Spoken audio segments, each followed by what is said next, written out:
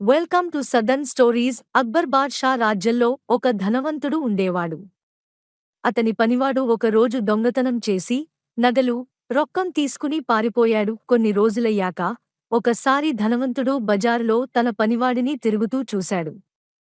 ఆ పనివాడు కూడా ధనవంతుడిని చూశాడు. ఎక్కడా పారిపోవడానికి దారిలేదని గ్రహించి వెంటనే ఆ ధనవంతుడిని గట్టిగా పట్టేసుకున్నాడు. దుర్మార్గుడా, దొరికావు, ఇప్పుడెలా పారిపోతావు? దొంగతనం చేస్తే వదిలేస్తాను అనుకున్నావా? నా నగలు, రొక్కం తిరిగి ఇవ్వు అని అరవడం మొదలుపెట్టాడు.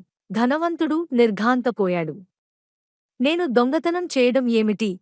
వెంటనే నా సొమ్ము నాకు ఇవ్వకపోతే నిన్ను రాజా భటులకు పట్టిస్తాను అని గొడవపడసాగాడు. బజారులోని కొందరు పెద్దమనుషులు ఇద్దరినీ బీర్బల్ దగ్గరికి న్యాయం కోసం తీసుకువెళ్లారు. బీర్బల్ ఎదురుకుండా ఇద్దరు వారి వారి కథలను మళ్ళీ చెప్పారు. బీర్బల్ వెంటనే ఒక భటుడిని పిలిచి ఇద్దరిని ఒక కిటికీ దగ్గరికి తీసుకెళ్లి అందులోంచి తలలను బయట పెట్టమను అన్నాడు.